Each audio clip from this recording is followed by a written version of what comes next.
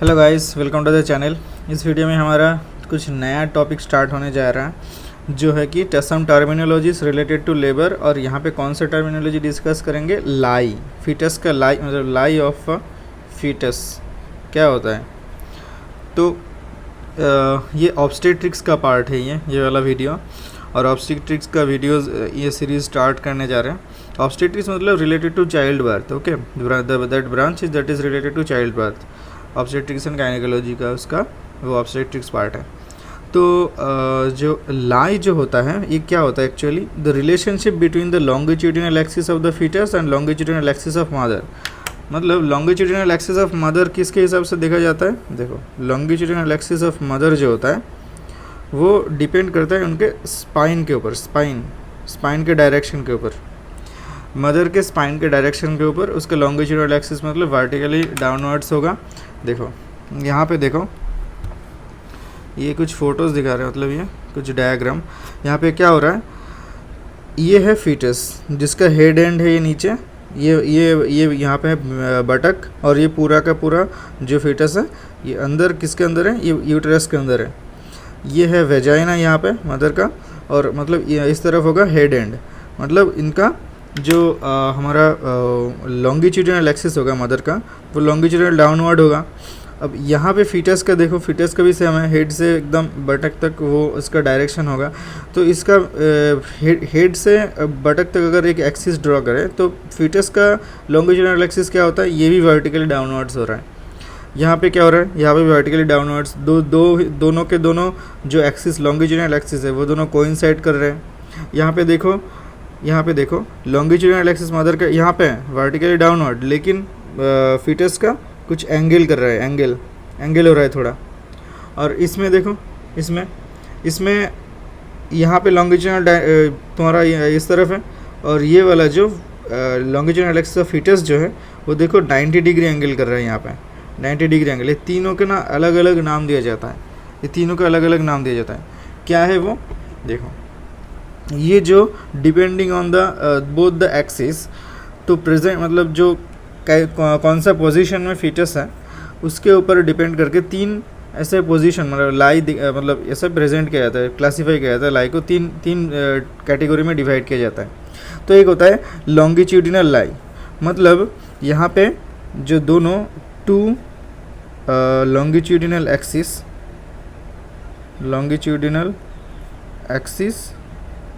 are parallel to each other, okay. Transverse lie में क्या होता है? ट्रांसवर्स और ऑब्लिक, मतलब यहाँ पे नॉन पैरेलल नहीं है। तो यहाँ पे क्या होगा ट्रांसवर्स में? जो यहाँ पे जो एक्सिस है, टू लॉन्गिट्यूडिनल एक्सिस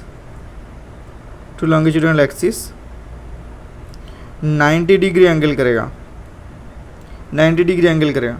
और ये कोई एंगल अदर देन 90 डिग्री कोई भी ऑब्लिक पोजीशन में रहेगा तो वो ऑब्लिक लाई बोला जाता है इसको, ठीक है। मतलब यहाँ पे देखो, यहाँ पे कौन सा, किसको हम क्या नाम देंगे?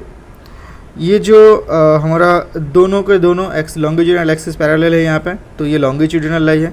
ये भी देखो लॉन्गिट्यूडिनल लाई है। यहाँ पे भी मतलब हेड एंड ऊपर है लेकिन बटक नीचे है, मतलब उल्टा दिया गया है, लेकिन इसका एक्सिस तो सिर्फ फिर भी पैरेलल है, इसलिए इसे भी लॉन्गिट्यूडिनल लाई बोला जाता है। दोनों के दोनों लॉन्गिट्यूडिनल। ये वाला देखो और ये वाला देखो 90 डिग्री एंगल कर रहा है यहाँ पे, तो इसको ट्रांसवर्स लाई बोला जाता है। और यहाँ पे ये ऑब्लिक रह रहा है इसका वर्टिकल एंगल के साथ। यहाँ पे दो लॉन्गिट्यूडिनल एक्सिस, एक लॉन्गिट्यूडिनल एक्सिस नीचे है, एक थोड़ा ऐसा एंगल कर रहा है, तो ये थोड़ा एंगल कर रहा है, इसलिए इसे ऑब्लिक लाई बोला जाता है इसको, ठीक है। तो ये जो लाई है ये 37 वीक्स के अराउंड ये मतलब स्टेबल हो जाता है। लेकिन कुछ मतलब सिचुएशन में ये वाला लाई जो अनस्टेबल रहता है कभी कभी, तो वो देख रहे हैं उसको अनस्टेबल लाई बोलते हैं, बाद में जा रहा है। लेकिन यहाँ पे देखो इसका मैनेजमेंट क्या होगा? लॉन्गिट्यूडिनल लाई जो है ये मोस्ट कॉमन पोजीशन होता है फीटस का, मोस्ट कॉमनली फीटस का पोजीशन ये लॉन्गिट्यूडिनल लाई होता है।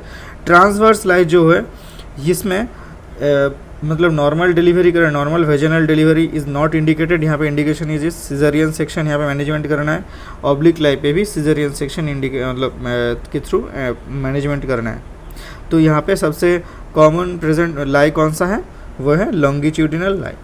ओके, अब क्या बोले हम, अनस्टेबल लाई। ये जो लाई जो है ये 37 वीक्स के अंदर, मतलब प्रेगनेंसी के 37 वीक्स ऑफ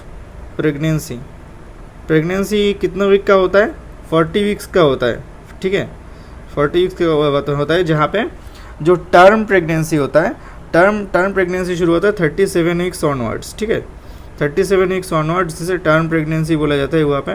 तो टर्म प्रेगनेंसी शुरू होने से पहले इसको जो लाई है इसको स्टेबल होना पड़ता है, लेकिन कभी कभी ये फिक्स नहीं रहता। ये वाला लाई ऑफ द फीटस, किसका लाई है, लाई ऑफ फीटस, ये फिक्स नहीं रहता है, तब उसे बोला जाता है अनस्टेबल लाई। तो इसका कॉजेज़ क्या है, मोस्ट कॉमन कॉजेज़ इडियोपैथिक। इसके अलावा क्या है, पॉलीहाइड्रमनियस। पॉलीहाइड्रमनियस मतलब क्या है, जो एमनियोटिक फ्लूइड के अंदर रहता है, बेबी क्या रहता है यूट्रस के अंदर, वो एक एमनियोटिक फ्लूइड में वो रहता है, एमनियोटिक फ्लूइड के अंदर वहाँ पे बहुत सारा एमनियोटिक फ्लूइड रहता है। तो वो एमनियोटिक फ्लूइड का कंटेंट अगर ज़्यादा हो जाता है, मतलब नॉर्मल से ज़्यादा हो जाता है, तब उसे हम बोलते हैं पॉलीहाइड्रमनियस। और कम हो जाता है तो उसे हम बोलते हैं पॉलीहाइड्रमनियस मतलब ज़्यादा, और अगर कम होता है उसे हम बोलते हैं ओलिगोहाइड्रमनियस, ठीक है। ओलिगो मतलब कम और पॉली मतलब ज़्यादा, तो ओलिगोहाइड्रमनियस बोला जाता है अगर कम एमनियोटिक फ्लूइड होता है तो। इसके अलावा कौन सा रीज़न है, एक तो पॉलीहाइड्रमनियस है, दूसरा प्लासेंटा प्रेविया। मतलब यहाँ पे क्या होता है, जो प्लासेंटा होता है ना मेनली यूटेरस का, वो उसका पोजीशन फंडस में रहता है। मतलब यूटेरस का देखो, यूटेरस का शेप कैसा होता है, ऐसा होता है, मतलब अपर पोर्शन में ज़्यादा ब्रॉड रहता है और लोअर पोर्शन जो वेजाइना की तरफ जो पोर्शन होता है वो थोड़ा श्रंकन होता है। तो यहाँ पे ये वाला पार्ट को बोला जाता है, ये वाला पार्ट को बोला जाता है हमारा फंडस। तो फंडस की तरफ इस पोजीशन पे, मतलब थोड़ा इस पोजीशन के अंदर यहाँ पे रहता है प्लासेंटा जनरली, ठीक है, इस एरिया पे प्लासेंटा रहता है। इसके नीचे जनरली नहीं देखा जाता है, लेकिन कभी कभी प्लासेंटा एकदम नीचे इंटरनल ऑस की तरफ भी रह सकता है। तो उस सिचुएशन में उस सिचुएशन को प्लासेंटा प्रेविया बोलते हैं, लेकिन उसका क्राइटेरिया है कुछ 2 सेंटीमीटर के अंदर रहना होता है, लेकिन ठीक है वो बाद में जानेंगे। लेकिन मान लो जो प्लासेंटा प्रेविया जो है ये मतलब प्लासेंटा का लो लाइंग पोजीशन है यूटेरस में, ठीक है, यूटेराइन कैविटी के अंदर। चौथा क्या है, abnormal shape of the uterus, ठीक है। ये 4 मोस्ट कॉमन रीज़न होता है अनस्टेबल लाई का। इनमें से देखो पॉलीहाइड्रमनियस तो बोले इसका एक बहुत सारा एक फैक्टर है, क्योंकि ज़्यादा एमनियोटिक फ्लूइड रहेगा ना तो वो बच्चा सिर्फ घूमता रहेगा पानी के अंदर। मतलब पानी के अंदर क्या होगा, पानी एक्चुअली वो लिक्विड सब्सटेंस है एमनियोटिक फ्लूइड, उसके अंदर फ्लोटिंग होता रहेगा, ठीक है। तो उसका फिक्स नहीं रहेगा, इसका स्टेबल मतलब लाई उसका कोई स्टेबल नहीं रहेगा। तो ओलिगोहाइड्रमनियस मतलब अगर कम होगा ना तब वो अनस्टेबल लाई का कोई रीज़न नहीं होता है। और जैसे यूटेराइन मेलफॉर्मेशन भी कोई अनस्टेबल लाई का रीज़न नहीं है, ठीक है। तो अनस्टेबल लाई का रीज़न मेनली ये 4 ही है। तो ये दोनों मतलब जब भी ये अनस्टेबल लाई होगा, लाई जब फिक्स नहीं है, तब उसका मैनेजमेंट क्या है, वो भी सिजरियन सेक्शन करना है, वहाँ पे नॉर्मल वेजाइनल डिलीवरी प्रोसीड नहीं करेंगे। तो ये था रिलेटेड टू लाई का, मतलब फीटस का जो लाई है यूटेरस के अंदर, वो उसका मतलब क्या कॉन्सेप्ट है वही इस वीडियो में बताएं। इसके बाद में जानेंगे, देखो एक्चुअली जो मैनेजमेंट, अगर जब हम लेबर के मैनेजमेंट पढ़ेंगे तब ये पहले देखना होता है फीटस का पोजीशन कैसा होता है, ठीक है। तो पोजीशन के ऊपर डिपेंड मतलब फीटस का पोजीशन डिफाइन करने के लिए कुछ पैरामीटर्स हैं। देखो 5 पैरामीटर्स मेनली हैं। 1 ये तो लाई है, 2 क्या है, प्रेजेंटेशन होता है, प्रेजेंटेशन। ये सारे के सारे टॉपिक ना एक एक करके जानेंगे एक एक वीडियो में। 3 होता है प्रेजेंटिंग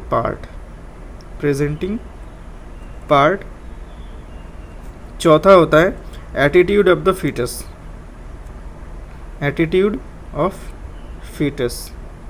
और फिफ्थ होता है डिनोमिनेटर। ये 5 मतलब पैरामीटर्स के ऊपर, मतलब ये 5 पैरामीटर्स को एक साथ मतलब डिफाइन करता है कि फीटस का पोजीशन यूटेरस के अंदर क्या है। तो इसको इसमें से लाई जो है ये वाला लाई ऑफ द फीटस ये हम डिस्कस कर चुके हैं इस वीडियो में। बाकी सारे वीडियोस में एक एक करके ये सारा 5 टॉपिक्स डिस्कस करेंगे। तो मिलते हैं नेक्स्ट वीडियो में, टिल देन गुड बाय।